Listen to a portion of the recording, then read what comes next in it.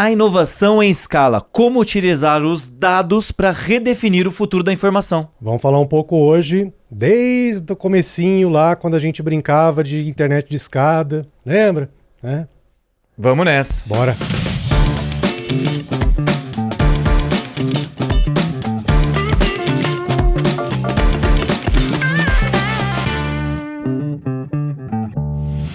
Fala galera, bem-vindos a PQP Performa que Pode. Sou Samir Caran, estou aqui hoje mais uma vez com meu grande amigo parceiraço Zé Negri. Fala galera. Recebendo quem aqui, Zé? Conta pra galera quem tá aqui com a gente hoje. Caras, nada mais, nada menos que Daniel Estevan Gomes. O cara. Ele é o cara o cara. Você fala de dados aqui, O né? cara. Eu vou falar assim. Esse cara, mano, pegou um avião direto de Houston, Texas. Só pra falar com a gente. Boa, tô me Somos sentindo exclusivo agora. Desculpa. PQP em terras gringas aqui, Tá hein? pensando Muito que, hein? bom. Quando você imaginou que o PQP Quando eu ia imaginei pra que ia ter PQP, um convidado internacional, a gente tem que falar inglês aqui, Daniel? Podemos Podemos Você lembra falar. do português ainda pra falar com a gente, muito cara? bem. Pô, Lembro muito bem. Boa.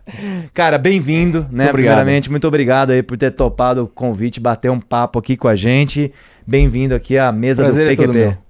Prazer é todo meu. Muito obrigado pelo convite. Tamo junto, cara. Aqui o papo super descontraído, tá? Fica à vontade. Você conhece o Léo, né? Que é o meu sócio, Sim, nosso sim. sócio. Então, assim...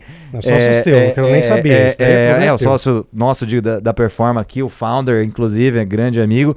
E obrigado, Léozão, por mandar o Daniel. E você vai perder esse papo aqui que não tá Já aqui hoje. era, Então cara. vai ser mais Acabou. maravilhoso ainda, porque a gente vai poder falar mal do Léo, não é verdade? Então a gente vai Exato. poder Todo contar mundo. Adoro. um monte de história aqui. Adoro. Já que ele não tá aqui pra se defender, né? É. Essa é a melhor parte. Mas vamos lá, o Daniel, cara, conta um pouquinho então, lá dos primórdios, né, como diz o Zé, mas faz um breve resumo aqui pra gente entender, assim, primeiramente, o que te fez ir pra área de tecnologia? Você, desde criança, já nasceu querendo, né, trabalhar com isso? Teve algum fato especial? Foi acaso, obra do acaso? Ou mal Conta um pouquinho. ou mal influência do Léo. Mal só. influência do Léo? Não, na verdade não foi uma obra do acaso.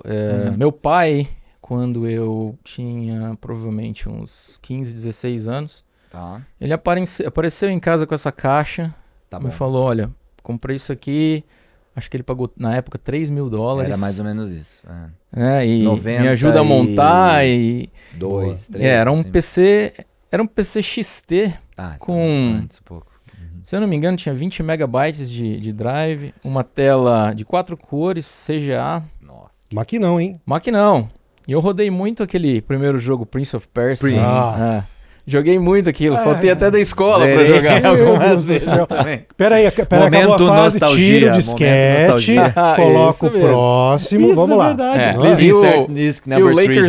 Lakers vs Celtics também, que era um jogo muito, Nossa, muito que bacana. Boa.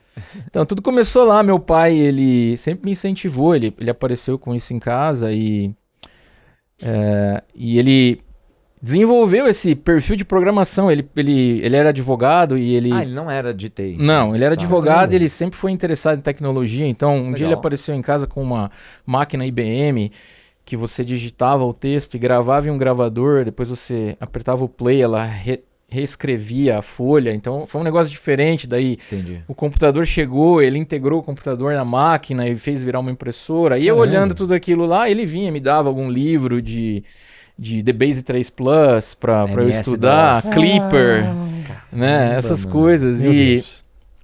eu sou da época que se fazia curso de datilografia Sim. ainda, né? O ASDFG, sabe? Sim. E aí eu me interessei, né? Porque aquilo lá era uma coisa bacana. E comecei a mexer e aprender e ler e me interessei. E quando chegou o momento de decidir, na época, 16, 17 anos, o que eu vou fazer da minha vida, né? Eu decidi que eu iria para a área de ciência da computação. E aí eu fiz inscrição em algumas faculdades, prestei vestibular. Entrei na Unesp São José do Rio Preto, São José do Rio Preto. no IBILSE, né? E estudei no IBILSE de 95 até 2000. Legal. Né? E me formei, antes de eu me formar, 6 meses antes de eu me formar, eu já tinha só alguns créditos para cumprir. Eu voltei para Catanduva, foi quando eu consegui meu primeiro emprego lá. Eu trabalhei como encarregado de CPD em uma concessionária da GM lá. Legal.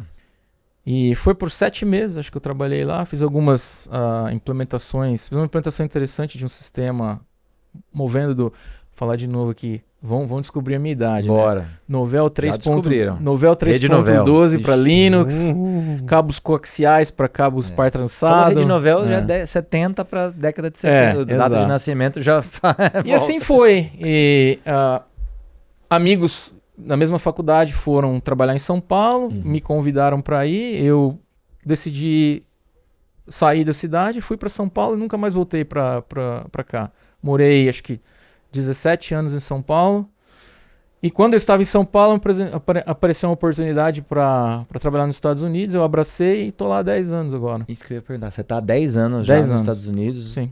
Sempre em Houston? Não. Sempre em Houston. Tá. Sempre no mesmo local. É. Legal. Pô, cara, fui pra Houston 2011, acho. É. Fui Eu trabalho em Houston conheci lá porque bastante tempo também. Fui fazer eu um acabei me projeto lá. especializando no mercado de Bem legal a energia. cidade. Ah, tá. E, Energia, isso que eu ia perguntar. e Houston é a capital mundial da energia, então Sim. é ali que acontecem todas as Sim. coisas, né? Então é meu quintal ali. Eu Sempre trabalho. trabalhando com dados ou outra área? minha- Como é que foi essa parte, assim, Eu comecei minha carreira com dentro de sistemas TI já? operacionais, Que áreas? Tá, com SO. Linux, rede, Tá. firewalls, essas Tá. coisas.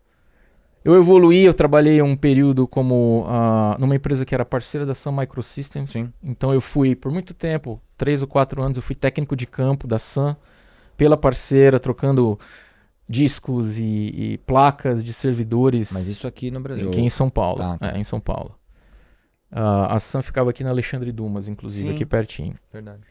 E aí eu acabei movendo para a Sun Microsystems para trabalhar como consultor, desenvolvendo scripts para cluster, para implementar sistemas, por exemplo, Sybase em clusters da Sun. Então eu tinha que desenvolver módulos e fazer esse tipo de coisa, ou outras integrações. Eu fiz alguns projetos, fiz comigo no Vale do Rio Doce, fiz na Petrobras. Ele se acertou, ele é o cara mesmo. Tô falando. Porra. E aí, depois que eu saí da Sun, eu fui trabalhar numa outra integradora de sistemas, que era parceira da Hitachi Data Systems. Então, eu sempre flutuei ao redor Entendi. de servidores e storage. Entendi. Quando eu fui para a G+, que era uma parceira da Hitachi Data Systems, que é uma empresa japonesa de armazenamento de dados, eu trabalhei lá primeiro como engenheiro de sistemas, desenvolvendo implementação de storage no campo, né? SAN e outras, para Sim, Oracle, sim. essas coisas.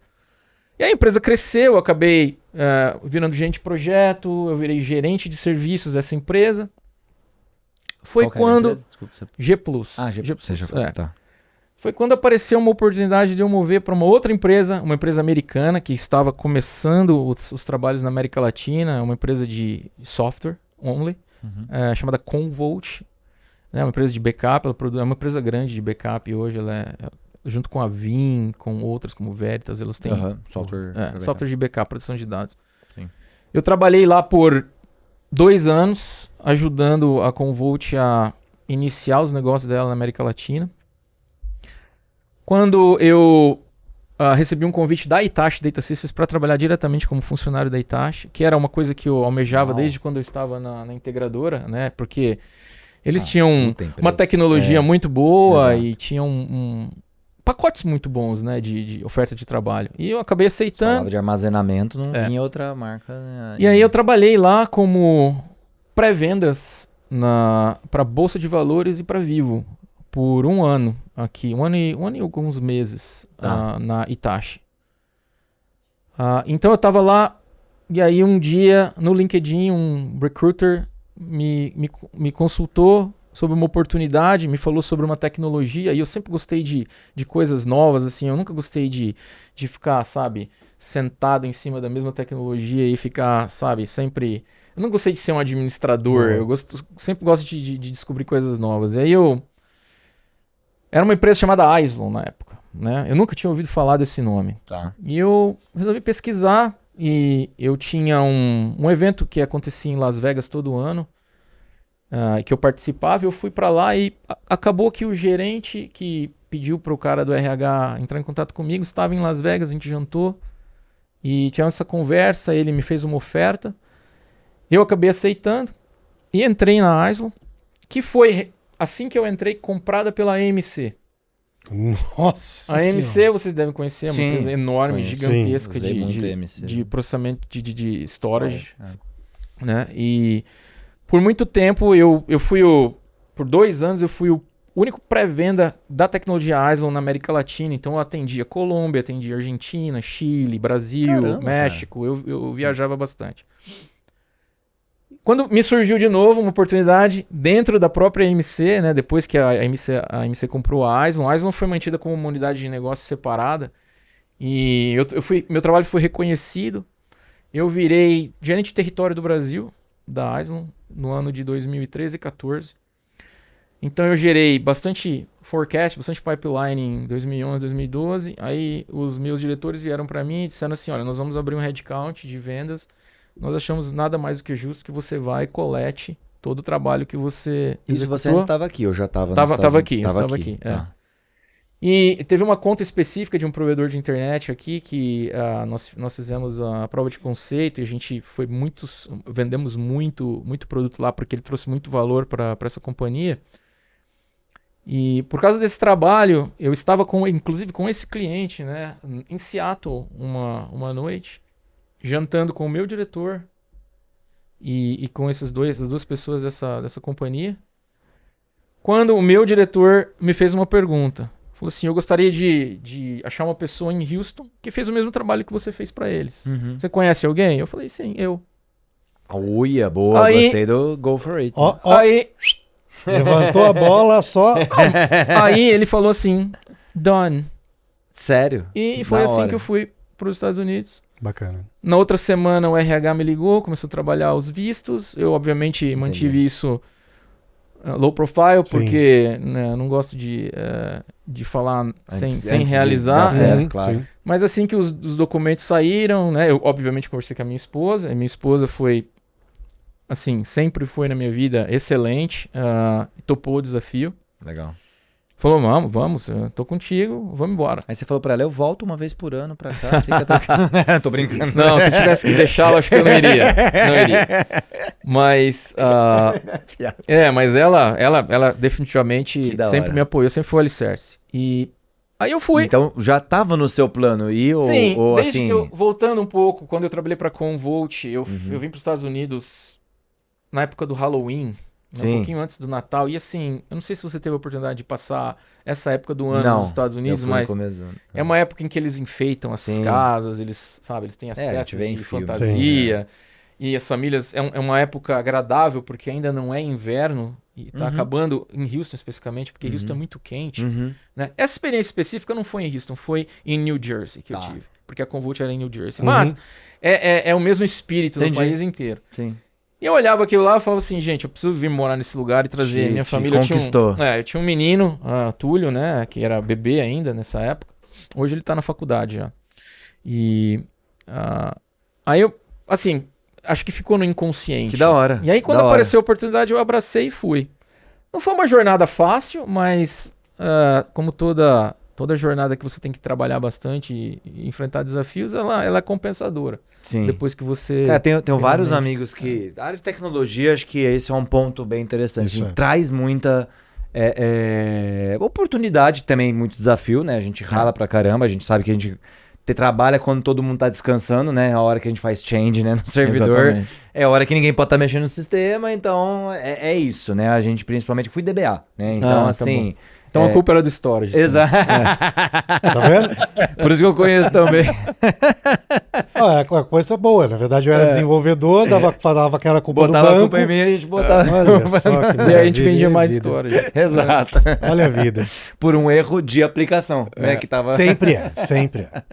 Então, mas dá muita oportunidade, né? Assim, vários amigos hoje de faculdade, né? Sou engenheiro de computação, estão morando fora, né? Então, realmente, mas nem tudo são flores, né? Assim, como é Não. que foi essa primeira fase, Não, né? Que a galera acha, é um- nossa, você tá morando assim... Eu Acho que faço um paralelo. A gente tem um sócio nosso da Aham. Performa que tá em Portugal, né? Então, que é o André, que tá cuidando do nosso escritório lá, da nossa expansão. E, cara, a gente fala, por exemplo, cara, às vezes a gente tem coisas no Brasil comodidades, vamos chamar assim, principalmente quando a gente fala de serviços, etc, que você vai lá pra fora, você não encontra, né? Como é que foi pra você essa transição? Eu me lembro muito bem agora que você... Quando eu aceitei o desafio, o Andy Sklansky, que foi o diretor que era meu gerente na época, ele falou, olha, se você aceitar essa oportunidade, eu tenho uma visão sua, eu acho que eu sei o que eu quero de você na América Latina, no Brasil. Se você vier pra cá, você não vai ser o mesmo cara que eu vislumbro na América Latina, que você vai ser um cara num nível um pouco, sei lá, num nível ruim, mas um nível de gerente de vendas. Gerente de vendas, mas sem time reportando a você. Você vai trabalhar provavelmente conectado a outras equipes, promovendo algumas tecnologias, cotações, provas de conceito, etc. Falei, eu não me importo com isso e assim, o que eu quero na verdade, o que eu queria era viver uma experiência lá, né? E dar a oportunidade da minha família também viver essa experiência. Show demais. Realmente, os primeiros meses e anos, o primeiro ano, assim, não é fácil, assim, eu fui com um visto de trabalho, L1, como intratransfer de companhia, né? Então eu fui trabalhar, na época era MC, a Dell tinha acabado de anunciar a aquisição da MC, então o processo de visto, quem fez foi a MC. Tá. Eu peguei o visto L1, me movi para lá e fiquei com esse visto provavelmente 1 ou 2 anos, até conseguir entrar com o processo de green card, né? Porque você tem que, obviamente, ninguém vai patrocinar um green card para você sem conhecer você e sem saber quem você é. Sim. Especificamente porque quando eu movi para os Estados Unidos, o Andy, ele decidiu assumir um outro compromisso. Então ele era o meu link, ele me conhecia por muito tempo. Saiu... E ele por alguns motivos então eu tive que basicamente reconstruir conquistar a confiança, a minha reputação. E eu fiz isso aos poucos, tem muitos desafios, a língua é um grande desafio. Para mim, que eu achava que falava inglês. Tá.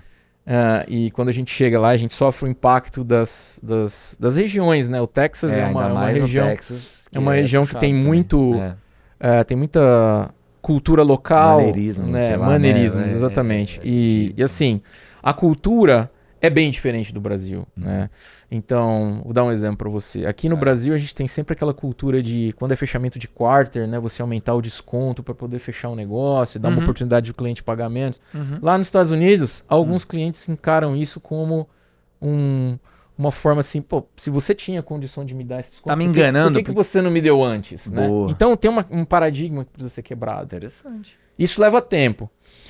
Não, então Black Friday, pra começar, é Black Friday de verdade, não é Black Fraud. Não é metade do dobro. Exato. Né? O dobro da metade.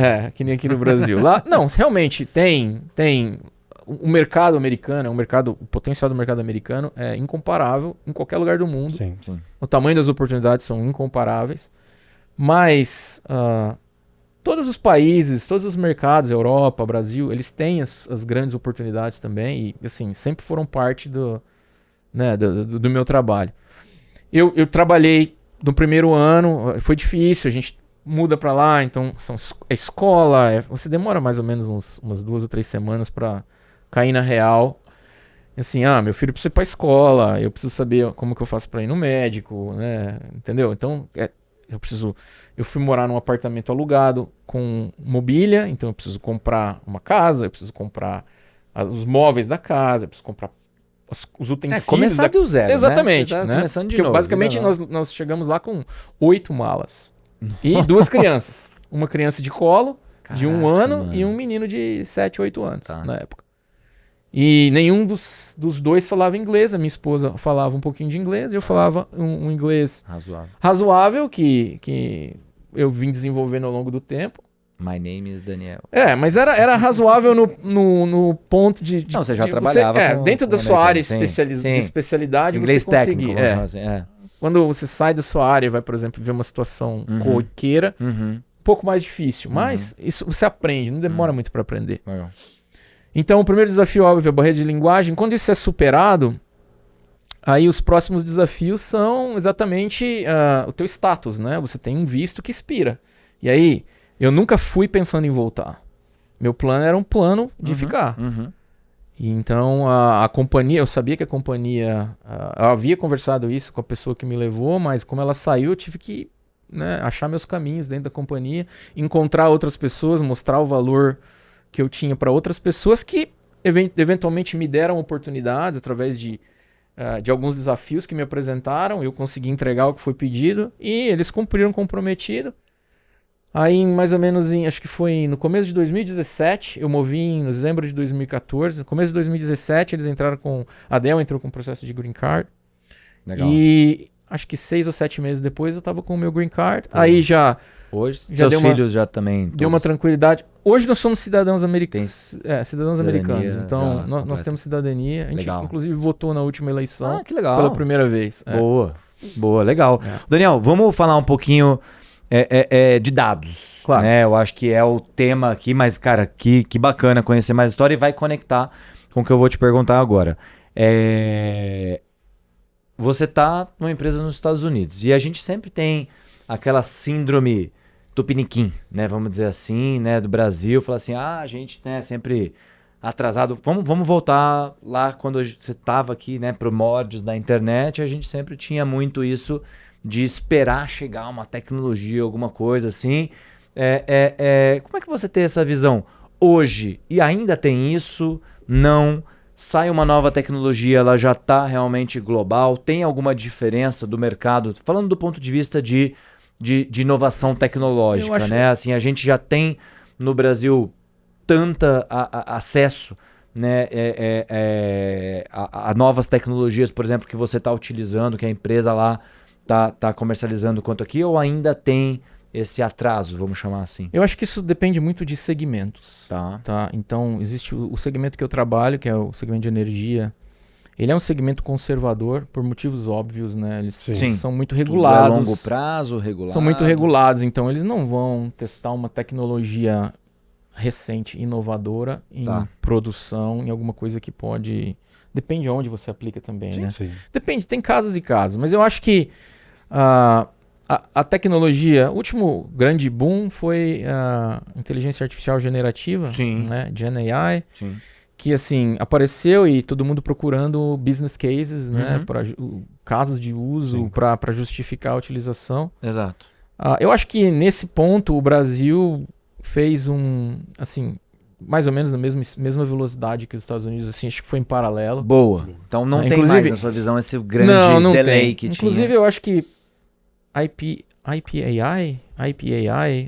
teve uma empresa aqui no Brasil, inclusive, que criou uma cerveja usando inteligência artificial. Né, Não foi? AIPA, né? Já acharam um caso muito bom. AIPA, né, mano? IPA, não foi isso? Que foi criada no podcast aqui no PQP, inclusive. A ideia surgiu a gente entrevistando um mestre cervejeiro. Olha que louco. Então, alguém de tecnologia, um cara que faz cerveja, um parceiro nosso aí, co-criamos, né, de fato. Legal. Mas sim, tem alguns segmentos que vão requerer uma certa... Cobra do Léo a AIPA. Hein, eu vou provar. Cobra dele. Certificações de tecnologia, os caras querem testar, querem garantir que tudo funciona, tudo é integrado, existe uma predição em relação à performance, não existe nenhum problema grande que possa interromper uma produção. Então, desde que... Agora, tem outros segmentos, como segmentos que são nativos digitais, que nasceram na nuvem, por exemplo. Esses caras são os que adotam a tecnologia rapidamente. Legal. Hoje na Cúmulo, vocês estão utilizando IA?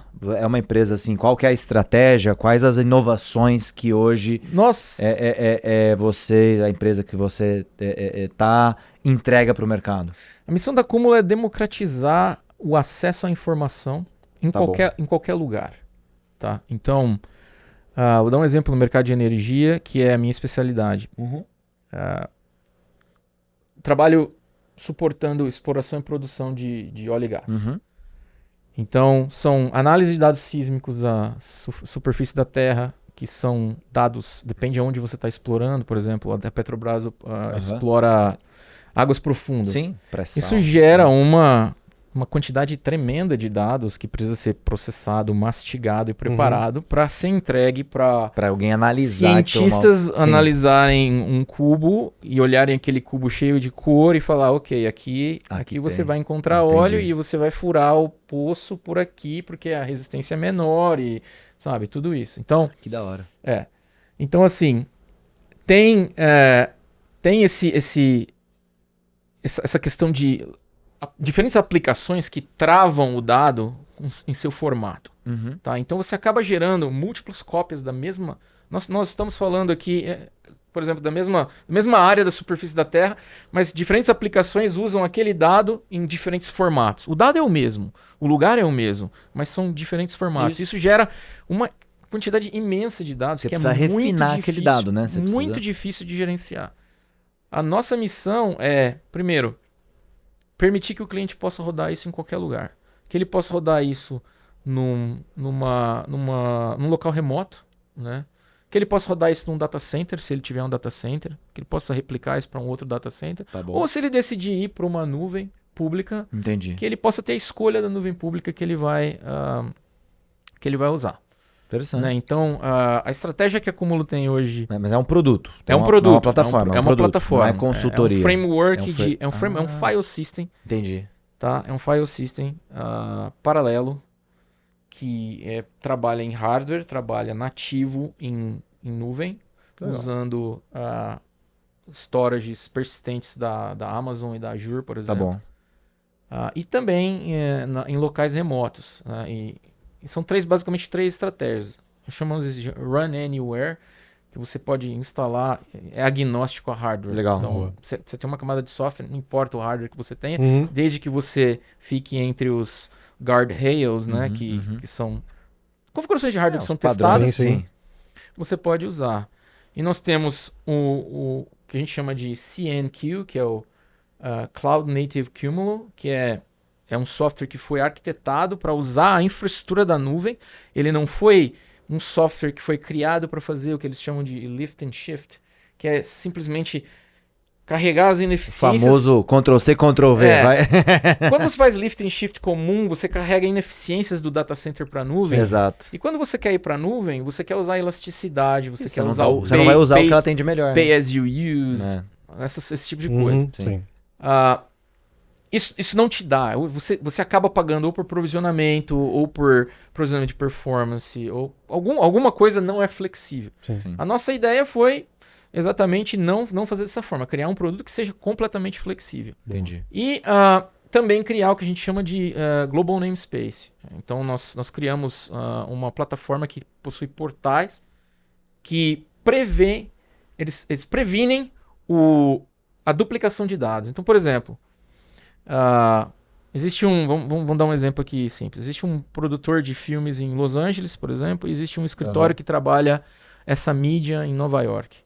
Tá? Esse dado começa a ser gerado ali. Sim. E como é que é o método tradicional? Você gera o dado, ele é armazenado. Armazenado no local, Você faz uma eventualmente cópia dele. replica ele para o outro lado, sim. né?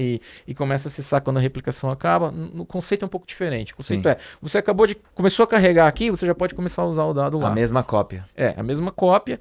E esses sistemas, eles são conectados, né?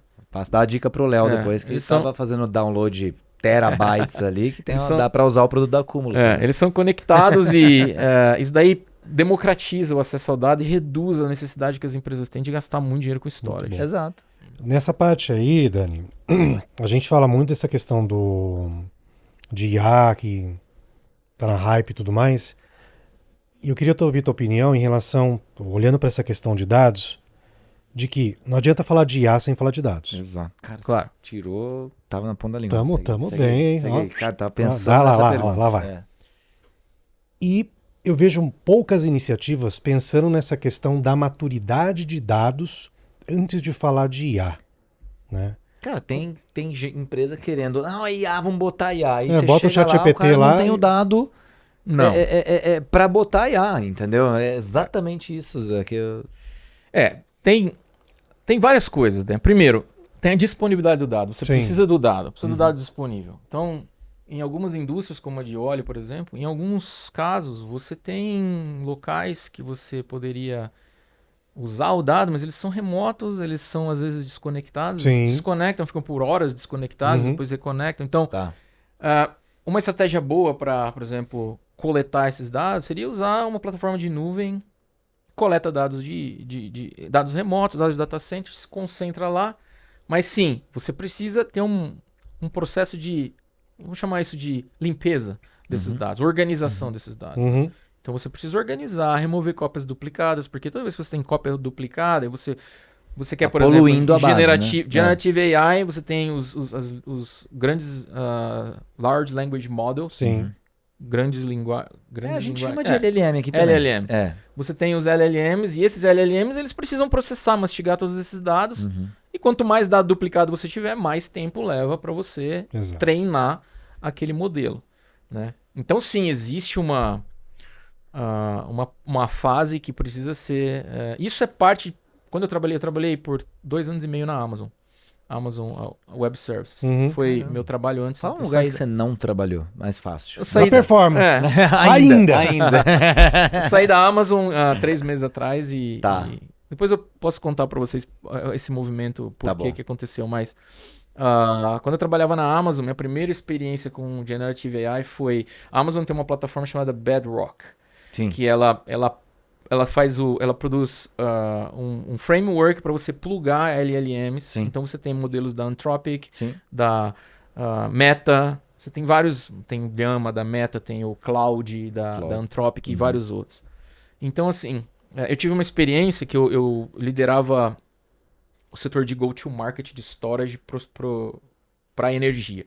Então eu tinha, sob minha responsabilidade, 14 serviços de storage da AWS, e minha missão principal era criar sales motions repetitivas para a gente gerar pipeline, ensinar os clientes como usar a nuvem de forma correta, porque tinha muitos casos de clientes que iam para a nuvem e tinham uma experiência ruim com custo e não queriam mais. Sim. Então, por 1 ano e meio, quase 2 anos, eu participei de um projeto de otimização e reduziu muito o custo de um cliente, que é uma companhia de serviço na área de óleo e gás também, grande. E minha primeira experiência foi a seguinte: teve uma troca de pessoal na minha equipe, e essa pessoa que entrou, ela precisava de uma atualização, mas assim, quando a gente trabalha, não sei se vocês tiveram a oportunidade, mas você trabalha na Amazon. A Amazon é uma empresa totalmente direcionada a material escrito, né? Eles não usam muito PowerPoint, então você tem os seus planos, seus relatórios mensais, seus planos 2-page docs, 6-page docs, são coisas, são metodologias que o Jeff Bezos implementou e que são muito interessantes. E você acaba gerando um conteúdo muito grande de assets, de documentos. E eu pensei, né, como é que eu vou fazer para esse cara, né, entender o que está acontecendo? E aí eu tive uma ideia, o Bedrock foi lançado e você conseguia integrar o Bedrock com o S3, então eu criei um bucket no S3, eu carreguei, se não me engano foram 470 e poucos documentos que eu tinha gerado até então, carreguei dentro desse bucket, pluguei um dos LLMs e falei assim, vai lá e aprende. Aprende isso aí. Aprende. Mastigou, aí você pede um query, né, que é uma integração um pouco mais nível de linguagem natural. Isso. Né? Não é exatamente igual ao ChatGPT, mas é parecido. Sim. Então você, no caso do Anthropic, você coloca, você tem um key, você fala computer, aí você dá o comando. Tá. Então, por exemplo, encontre para mim, dentro dessa base de dados que eu te dei, quantas vezes a palavra serviço apareceu. Tá bom. Agora, quantas vezes a palavra serviço apareceu associada com essa outra palavra aqui? Tá. E com essa outra palavra. Agora, entenda o contexto desses textos e me produza um resumo de 2 páginas para que uma pessoa do perfil de vendas possa ler pra treinar e atualizar. O cara. Sim. Aí ele acaba saindo um resultado. Obviamente, esse resultado não é perfeito. Você tem que, né? Então você tem que analisar. E aí você analisa e tá pronto, entendeu? Então, isso daí salvou muito tempo. Tempo que ao invés de eu ficar lendo e perdendo... Resumindo 400 papers. Meu foco sempre foi no cliente. Eu despendia meu tempo falando com o cliente. Sempre entendendo o problema que o cliente tinha. E quando eu precisava automatizar, tudo que é automatizado, não precisa de muita... Isso, repetitivo. Você usa a tecnologia para automatizar e para fazer o seu tempo render mais. Esse é o ponto todo. Ô Daniel, cara, eu tava ouvindo um podcast, né, hoje, inclusive, vindo pra cá, e, cara, tem queria ouvir sua opinião sobre um tema, né, o pessoal fala de IA, obviamente, né, o último boom aí, grande boom, e exatamente pegando nesse ponto, cara, a IA, ela faz o quê? Ela come dados, né, vamos dizer assim, os dados são a comidinha da IA, certo? Se não fosse toda a nossa revolução tecnológica que a gente teve com digitalização, com cloud, com né? Todas as empresas que você falou que, cara, fizeram um trabalho maravilhoso, né? Pra gente ter o nosso conhecimento digitalizado, estruturado, não existiria IA generativa, certo? GenAI, ela é alimentada por isso. E hoje a IA generativa, ela faz o quê? Ela gera informação, por isso que ela é generativa, certo? Então, até pouco tempo atrás a gente usava mais para analisar, e agora a gente está vendo um grande volume de informações que já são gerados por IA. Todo tipo de informação.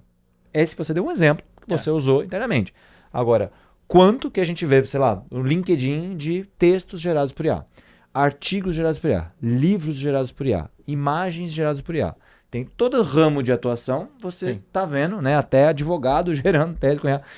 E aí eu ouvi no podcast o cara falando assim, já está acontecendo um cara, vamos dizer assim, não um futuro tão muito distante, tá? A gente ter a IA sendo retroalimentada com conteúdo gerado por IA. E o cara meio que profetizou que isso vai em pouco tempo, ou pode, em pouco tempo, se a gente não fizer nada, começar a piorar a qualidade, né, de fato dos dados IA, porque a IA precisa de criatividade, ela precisa de, né, como você falou, diversidade de dados, e é que o ser humano, quando cria, né, ele tá ali realmente com a sua alta capacidade criativa, e o que foi trazido é justamente uma possibilidade, né, não é exato, mas é dessa qualidade da informação gerada começar a estar muito já enviesada. O que você acha sobre isso? Por isso que faz é importante. sentido do ponto de vista técnico, não? Eu acho que faz, mas existem estratégias para que isso seja mitigado. Boa. Como? Tá, então, por exemplo, se eu tenho um conhecimento grande na plataforma da Amazon, por ter trabalhado lá, e o Bedrock, que é o framework de GenAI, ele tem os limites, né? Então, ele é livre de viés, né? Então, você consegue trabalhar, você consegue implementar os guardrails que você quer para aquela IA. Mas eu tenho algumas dúvidas ainda que ainda não me foram respondidas pelas tecnologias. Assim, eu acho isso fantástico, eu acho que é uma ferramenta que pode nos ajudar muito, também pode nos prejudicar muito se for usada de forma... Como qualquer ferramenta, né? A gente já falou até aqui. Mas assim, eu acho que tem uma coisa que a tecnologia ainda não conseguiu criar, que é a intuição. Né? Então, a intuição é um negócio que... Eu vou dar um exemplo para você. Você está dirigindo um carro elétrico que é completamente automático. Tá? Certo. O carro elétrico ele responde a eventos. Você treina ele com diversas imagens, situações, placas, pessoas atravessando, acidentes acontecendo. E ele é sempre reativo. Sim. Né? Ele é sempre reativo. Sim. Agora, quando você está dirigindo seu carro, você está na rodovia e você viu a luz do freio do carro, 10 carros na frente do seu acender e você viu alguma coisa acontecendo, você já reduz a velocidade. Ele não vai fazer isso, a não ser que você programe ele para fazer isso. Né? Já sabe o que então, vai assim, acontecer. eu acho que a intuição é uma coisa muito difícil de ser replicada. Interessante. Né? Por isso que eu acho bacana quando a mulher fala assim, leva o casaco que vai esfriar. Mais ou menos. É igual intuição, né? A previsão do tempo, você olha ali, sol, 30 graus. Não vou levar. Aí, cara, eu acho muito difícil. Né? Dito e feito. Eu acho muito difícil de replicar isso, sabe? Pensa pode ser que eu esteja errado. Não pode ser que no futuro isso possa ser feito, mas eu acredito que ainda não temos a... Deixa eu pegar esse gancho aí, Dani. Boa, gostei. Você falou da questão de intuição. Né? E a intuição tem muito a ver com a questão da experiência do ser humano para saber como ele deve se portar no sentido de que a gente, de alguma forma... Existe a nossa identificação de padrões, mas a gente, de alguma forma, consegue prever isso que a gente coloca no ponto de vista de intuição. Não necessariamente eu passei por aquela experiência, mas eu consigo, na verdade, prever alguma condição. Boa. Não li ainda, mas eu vou ler o livro do Harari, né, que fala do Nexus. E tem um lance, pelo menos alguns resumos que eu vi, que a gente tem colocado IA como ferramenta. Existem outros teóricos que colocam IA como agente, né? Que não necessariamente assim, a ferramenta que eu vou lá, uso, guardo na gaveta, acabou. Né? Ela, de alguma forma, eu interajo com um agente, assim como, por exemplo, tem uma árvore no meio do caminho, eu vou desviar da árvore, né? Existe alguma coisa que faz com que essa troca em relação ao ambiente, o agente, o ser humano, faz com que eu crie ou uma condição de viés, ou uma característica, ou algo que reflita diretamente na minha atuação, na minha personalidade, por aí vai. Tô viajando demais, né? Eu sei, desculpa. Não, a gente é o Matrix. Pra mim, eu tô vendo o Agent Já. Smith na minha frente interagindo. Não é isso? Os É agentes. exatamente isso. É o Agent Smith. E aí, cara, eu fico pensando no seguinte, Mr. né? Anderson. Como a gente fala muito sobre IA e acaba falando pouco sobre a questão de governança de dados, Boa. no sentido de, cara, como é que eu consigo coletar esses dados? Como é que eu consigo limpar esses dados? Como é que eu consigo clusterizar, caracterizar e classificar esses dados para que eles estejam o mais pronto possíveis para a utilização dessa visão de IA, pegando mais ou menos no gancho que você Legal, estava falando, boa. né, de voltar nesse sentido. Você acha que essa iteração que a gente vai ter em algum momento, homem-máquina, ela vai começar a gerar ruídos nesse sentido, se a gente não se preocupar, ficar muito focado na questão da solução de IA e esquecer um pouco de como a gente pensa nos dados para IA? Como é que você está vendo isso, cara? Boa. Eu acho que a qualidade do dado que você provê para qualquer algoritmo, Sim. ela tem que ser realística e se ela for falsa, você está ensinando alguma coisa errada. Boa. Né? Então, primeiro, em cada indústria tem a sua forma de validar os dados. Né? Mas eu acho que a gente ainda está um passo anterior a esse. Eu acho que a gente ainda tem uma dificuldade muito grande em compartilhar esses dados. Eu acho que esses dados ainda não estão disponíveis, eles não são facilmente acessíveis. Às vezes eles... Mesmo dentro das empresas? Eu Assim, acho que sim, porque existe uma duplicação enorme de dados. É verdade. Né? E existem barreiras ainda que a gente não conseguiu superar. E assim, eu trabalhei com companhias gigantes na minha vida inteira. E todas elas sempre sonham A em dor ter... é igual em todo lugar. Sim. Muda o logo, né? Sim, endereço. desde companhias financeiras, telco aqui no Brasil, passando por óleo e gás no Brasil, passando por power utilities nos Estados Unidos, óleo e gás nos Estados Unidos, todas elas têm esse grande desafio de eu preciso prover esse dado, eu preciso centralizar esse dado, mas para mim é difícil porque esse dado está espalhado em muitos lugares. E aí acha que o Data Lake vai resolver toda a parada. Joga tudo lá. Na verdade, assim, é até difícil, em alguns casos, criar esse... Sim. Alguns chamam Data Lake, outros chamam Ocean Data, tem vários termos, mas...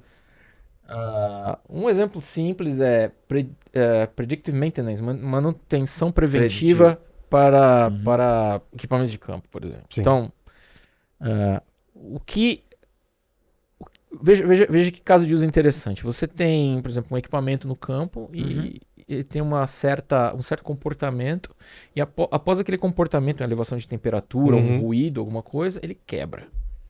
Você tem aquele dado lá isolado numa Tem uma história muito boa refinaria, sobre isso. uma refinaria Dessa que não está conectada. Por que essa refinaria não é conectada? Porque nós temos aquela questão de OT/IT, onde você tem a tecnologia operacional, que são coisas que não podem falhar, Nossa, não podem ser cara. podem Sim. ser invadidas, então a maior parte das vezes eles estão offline, não estão conectados, mas agora você tem a virtualização e a integração com o IT e a disponibilização desse dado para redes, como proteger esse dado, então tem essa dificuldade de se compartilhar esse dado. Mas imagina esse dado compartilhado, você tem lá 15, 20 refinarias com o equipamento que é o mesmo e você começa a analisar o padrão. Sim. Então você analisa aqui e vê que o padrão é igual em todos os lugares. Então quando você detecta aquele primeiro comportamento para evitar uma quebra daquele equipamento, você dispara uma equipe de campo e fala assim, vai lá e troca, ou faz qualquer coisa que seja para resolver aquele problema antes dele acontecer. Porque quando ele acontece, eu fico com o sistema fora do ar por 4 horas e 4 horas fora do sistema, com o sistema fora do ar me custa X milhões de dólares, por exemplo. Tá? Então é difícil para essas empresas hoje fazer isso.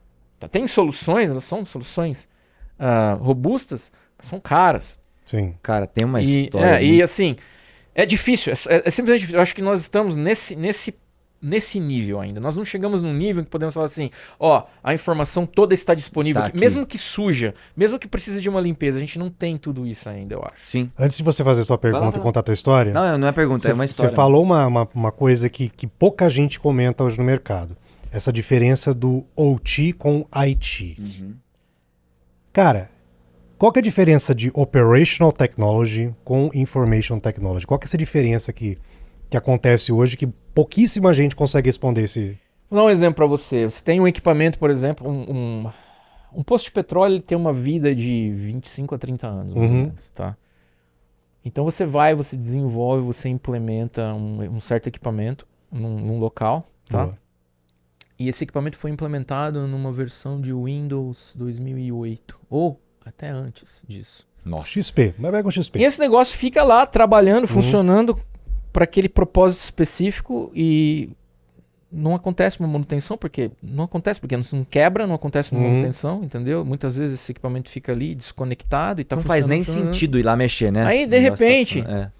você tem esse mesmo equipamento em vários lugares. De repente, isso daí é OT. Ela não é um negócio que você atualiza toda hora, Uhum. né? Porque você não pode atualizar toda Isso, hora. sim. Porque Nem senão mexe. você para a produção, Exato. chão de fábrica. Então essas coisas têm que ser muito bem pensadas. Muitos dos casos, essas bases, elas são completamente desconectadas em muitas indústrias.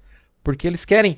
Qual é a melhor forma de você evitar, por exemplo... Não sei se vocês se lembram, em 2021 houve um evento de segurança numa empresa de midstream, de transporte de óleo nos Estados Unidos, e parou a distribuição de petróleo e de gasolina na costa leste por uma semana. Nossa. Tá? Então, filas nos postos de gasolina, porque não conseguia transportar. Por quê? Porque houve uma invasão de sistema por um usuário que usou uma senha de VPN, ninguém sabia o que tinha acontecido, então eles decidiram desligar tudo até descobrir. achar o que era, daí voltaram. Então, assim, são sistemas que são antigos, não tão atualizados como outros sistemas. E, de repente, quando você conecta isso com IT, que aí você tem virtualização, conexão com a internet, mesmo com os níveis de segurança de rede, Sim. você tem sempre o que são chamados de bad actors em todos os lugares. São externos, são internos, são, por exemplo, vírus de computadores que podem explorar uma falha específica de um sistema operacional que é antigo, que está instalado ali. Então tem todo esse conceito. Isso não é uma coisa simples. Sim. Né? Então tem toda essa dificuldade em se integrar a isso, e essas companhias elas passam por esse... Cara, esse muito problema. interessante, assim, de verdade é um negócio que não dá pra integrar, né? Porque se você deixar Até tudo dá, conectado até online, dá. não, mas Assim, não assim, o que não as vai empresas, ser online, as empresas né? estão... Você cria um risco muito grande, Não, mas né? as empresas hoje elas estão olhando além disso, tá? Uhum. Não só o risco. Assim, o valor que aquela informação Exatamente. produz para o negócio é muito grande. muito grande. Então eles vão mitigar o risco, mas eles vão gerenciar o risco de alguma forma e vão. E aí começa esse movimento que a gente vê no mercado de começar a nivelar a questão da tecnologia operacional com a tecnologia da informação. Isso. Exatamente pela questão da necessidade que a gente tem hoje É. de dados que são extremamente ricos, que a gente poderia conectar para fazer Ó, isso. vou te contar um caso que os dados não resolveram, Uhum. tá? Não tinha como resolver. Exatamente essa integração OT-IT. Um colega contou esse caso, cara, tava dando um problema num equipamento, era um equipamento agrícola também, não lembro se era um trator, uma coisa. Eles tinham um equipamento embarcado, né, um tablet assim, embarcado para fazer toda a parte de sensorização e tudo mais, e do nada o negócio dava pau. Porra, e aí comparando, né, os caras fizeram análise estatística, pô, por que tá dando problema? Tentaram fazer ali uma análise preditiva de manutenção, tudo que você imaginar, pô, do nada o negócio quase não fazia sentido.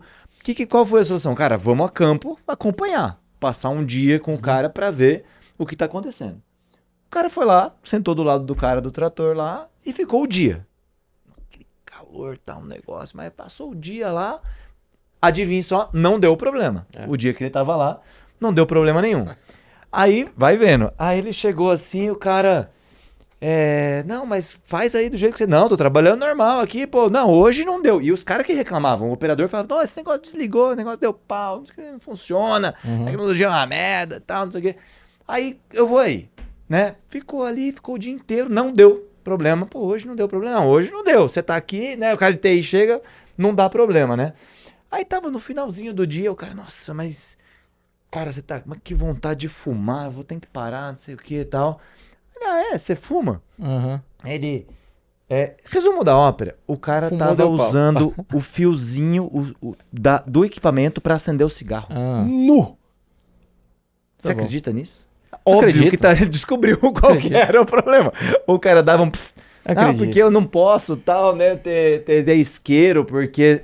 Aí ele usava o negócio pra acender o cigarro. Aí, óbvio, né? Que tipo assim, na hora fez o cara ficou olhando com essa cara. Mas, Que você gente, tá é demais. Né? Quando- Como que os Não dados, queira ver a minha ou cara. a IA, será que a IA ia pegar um negócio desse? Ah, não sei, talvez se o cabo de alguma forma produzisse algum sinal, Algum sinal, boa. né, de mau funcionamento, talvez sim, mas assim, é muito comum esse tipo de situação. Cara. Uhum. Quando você trabalha muito tempo com suporte técnico, Uhum. quando eu trabalhava no suporte da Sun, até interessante, suportando uma vez um caso de uma companhia de aviação que nem existe mais no Brasil, conectado no telefone com o cliente, rodando procedimentos remotos, Uhum.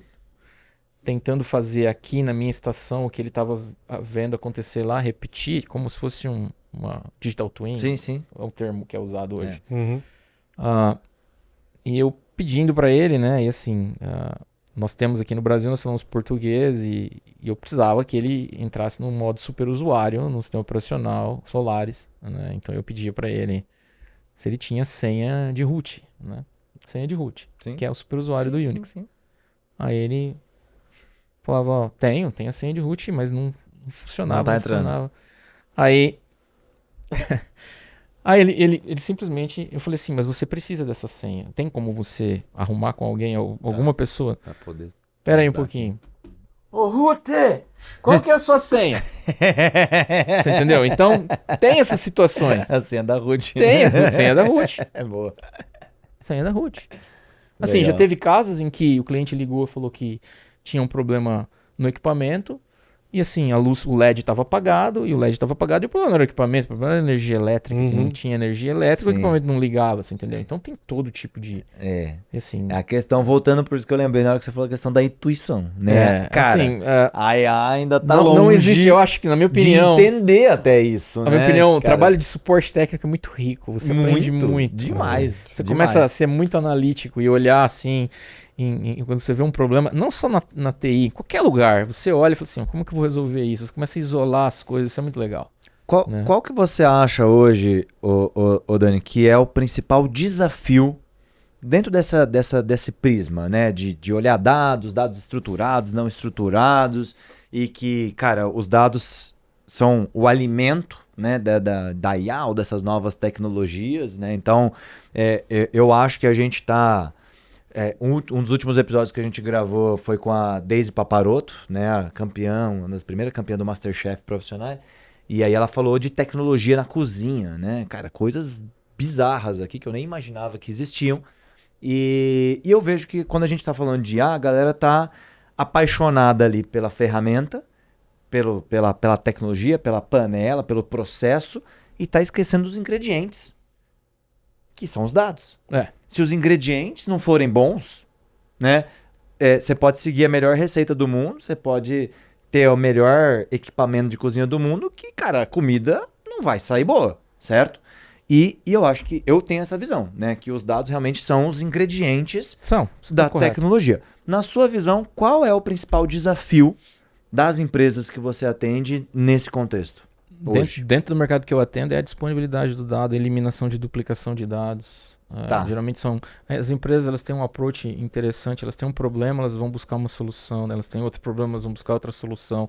Essas soluções não são... Isso, fica trocando de plataforma. Elas não são integradas. Tem companhias, por exemplo, que tem uma política de não dependência de certa tecnologia e eles vão testar essa tecnologia, após 5 anos eles têm a política de trocar de tecnologia. Sério? Tem muito disso. Tem isso. Eu não quero usar... Ficar amarrado com o fornecedor. Não quero amarrar com o fornecedor. Então, assim, isso daí ele insere no contexto já, né, do mundo de dados uma dificuldade um pouco maior. Na minha opinião, a disponibilidade do dado, né, principalmente quando você tem grandes quantidades de dados ainda localizados em data centers, né, quando você leva isso para a nuvem, você tem que levar isso A nuvem, quando você quer explorar a nuvem, por exemplo, para fazer Cloud Burst, você tem 100 cores de CPU no teu data center, você precisa de 4.000 cores de CPU, mas você não vai comprar 4.000 cores de CPU para rodar o pico. Você vai usar a nuvem, usar por alguns dias. Sim. Autoescalável, Você né? entendeu? Então, essa questão assim, como que eu levo meu dado, como que eu trago, qual que é o custo de eu levar, qual que é o custo de eu trazer, entendeu? Tem esse tipo de coisa. Ainda, na minha opinião, ainda é o maior desafio. Sim, nós temos hoje AI generativa e tem outros tipos de machine learning, por exemplo. O que você vê do movimento de algumas empresas, desculpa te cortar assim, mas que estão dando um passo para trás do cloud pro on-premise, assim, eu vi alguns cases, eu estava conversando com alguns clientes que, por causa de custo, tá? Tô te falando que, assim, algumas empresas falam assim, cara, não fizeram a conta certo, o cara, não, cloud, e ele falou assim, cara, no volume que a gente tem, talvez até por falhas de aplicação, tá? Eu tava conversando com um cliente nosso, ele falou assim, cara, a gente precisa arrumar a casa primeiro pra gente poder ir pro cloud, e algumas coisas que foram, eles estão mantendo ainda um data center próprio que ainda a conta não parou de pé para ir. Como é que você vê esse movimento? Eu acho que é exatamente esse o problema que a gente se propõe a solucionar na Cúmulo, que é disponibilizar o dado em qualquer lugar, né? Quando esse negócio de cloud começou, né, todas as empresas começaram a explorar, e aí nós tivemos essa política, né, cloud first. Então, a companhia, qualquer projeto novo, vamos na nuvem. Hoje a gente já fala, a gente teve também uma fase que chamamos isso de hybrid cloud. Então, nós temos um pedaço aqui, um pedaço na nuvem. Hoje eu acho... Privada, pública? Eu acho que o conceito é um pouco mais smart cloud. Então, você vai usar... Legal. Vai usar porções do seu workflow, do seu workload na nuvem quando fizer sentido. Quando fizer sentido. Tá. Então, dos exemplos, por exemplo, que eu te dei você tem um processamento sísmico, ok? Você tem a NVIDIA tá na moda agora, né? Todo mundo tá falando da NVIDIA. Então, a NVIDIA é uma empresa enorme, produz os chips que são usados hoje em muitos casos. Mais valiosos do mundo. E tem os CUDA cores, CUDA processadores de gráfico, né? Que são usados em videogames há muito tempo. E que também são usados em óleo e gás para... Então, processamento de imagem. Por exemplo, você tem companhias que têm 4.000 GPUs no data center, mas elas querem usar a nuvem para fazer isso dobrar, triplicar, quadruplicar, rodam os procedimentos, geram os outputs necessários, ou deixam o dado, ou trazem o dado de volta para o data center, mas isso é usar a nuvem de forma inteligente. Companhias que eu conheço que testaram a nuvem e decidiram voltar, na minha opinião, nos casos que eu olhei, a maioria deles foi porque usaram de forma ineficiente. Foi porque, vou dar um exemplo simples aqui. Você tem um servidor Oracle, que é o teu mundo, com algumas LUNs conectadas a esse servidor Oracle, e quando você vai no data center, você cria suas 5, 6 LUNs, onde você vai distribuir o seu banco de dados, e você aloca todo o espaço, porque você comprou, é um CAPEX, está lá, está disponível, você aloca aquele espaço. Aí quando você vai para a nuvem, você usa metodologias, por exemplo, metodologias de duplicação de dados. Ele leva os 30, 40 terabytes que você tem lá para a nuvem, mas você não está usando 30, 40 terabytes, você está usando 5 terabytes. Exato. Quando você leva isso para a nuvem, você está pagando os 30 terabytes na nuvem. Então, e esse custo é muito maior que no data center, porque no data center, dependendo do volume que você compra, você negocia descontos melhores. Na nuvem é um preço público. É tipo assim, eu tô com uma fazenda no Pará e aí eu vou mudar para São Paulo, eu falo assim, então eu vou comprar a fazenda em São Paulo, porque eu sempre morei na fazenda, vou querer comprar uma propriedade aqui em Pinheiros, né? Sei lá, óbvio que eu vou pagar uma fortuna, né? Aqui eu vou ter que morar num...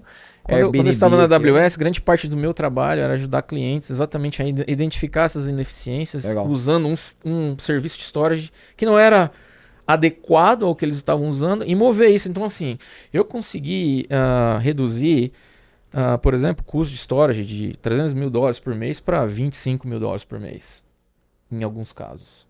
Boa. Então, só de você melhorar um pouco a política de snapshot, de duplicação de dados... Você faz isso com finanças familiar também? Não. Eu já estava pensando assim, Léo Beck, já era, cara. Tem uma forma que você corta o cartão de crédito e aquela redução que você fez do cliente lá é fichinha, velho.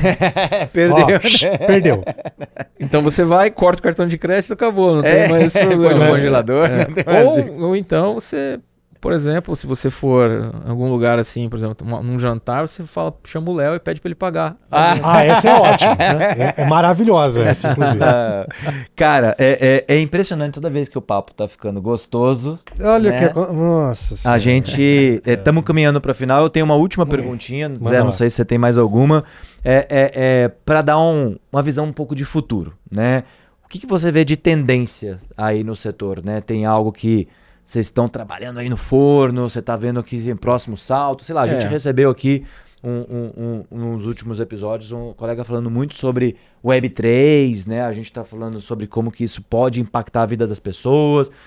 O que você vê aí realmente falando desse setor aí de dados, enfim, de como que isso, na sua visão, pode ainda mais impactar o futuro das indústrias, do setor de tecnologia? Eu acho, assim, a razão pela qual futurismo mesmo. A razão pela qual eu movi da AWS para como foi exatamente isso. Eu identifiquei, durante esse processo de integração com vendedores de soluções, né, com plataformas de soluções, eu identifiquei nessa plataforma uma forma de solucionar problemas comuns, e não só na vertical de energia, mas em todas as verticais. Então, eu entendi o desafio proposto a ser resolvido pelos 3 pilares. Eu acho que o compartilhamento de dados universal, independente de plataforma, baseado em software, é o futuro. Legal. Eu não acho que você amarrar hardware específico ao dado é alguma coisa que vai te manter muito bem no futuro. Sim. Você tem que ter independência, você tem que ter capacidade de mover o teu dado de um lugar para o outro mais econômico, mais rápido, de forma mais ágil. Para as empresas é o que parece fazer mais sentido, né? Eu acho que quando a gente atingir esse nível, aí as respostas dessas novas metodologias vão ser muito mais efetivas, né? Muito mais plausíveis do que a gente tem hoje.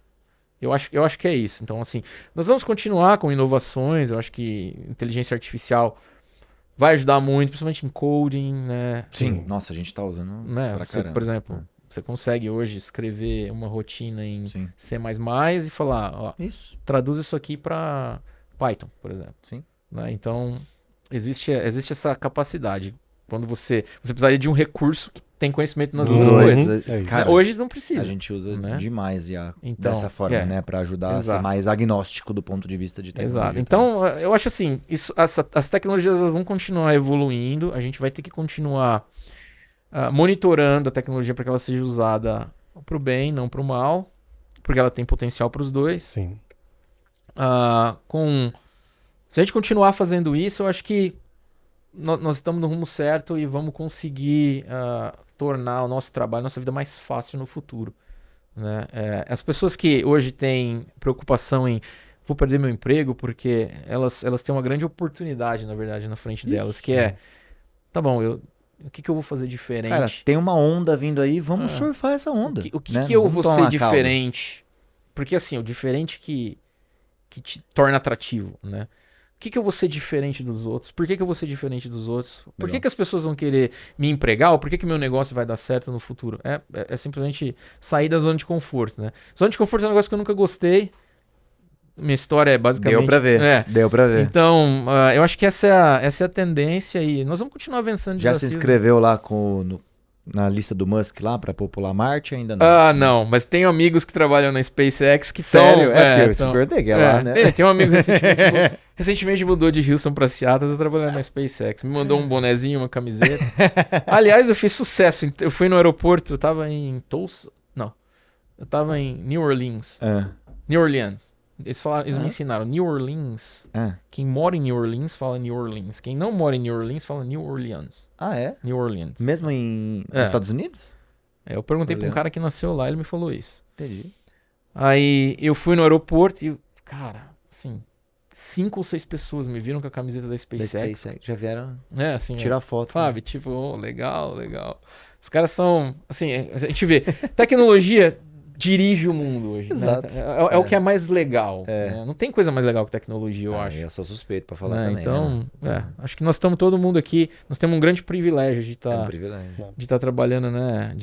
Sem dúvida. Nossa diversão ser alguma coisa que é tão importante. Grandes Mesmo porque poderes trazem grandes responsabilidades. É. também. Mesmo porque ser amigo do Léo é ficar fora da zona de conforto o tempo todo. Né? Impressionante. Dani, cara, obrigado demais. Né? Um prazer. Quiser algumas últimas palavras? Não, meu amigo. Ô, louco, Obrigado. né? Últimas palavras, pelo amor de Deus, Não, né? Parece não, que o cara não. vai... Não, é só... Calma aí, quer me matar antes? Exato.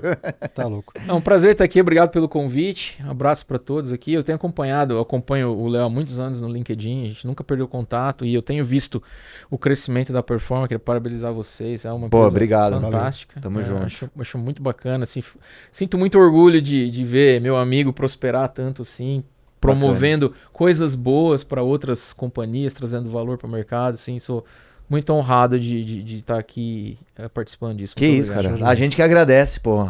Tem uma celebridade internacional aqui, amigo Tá vendo?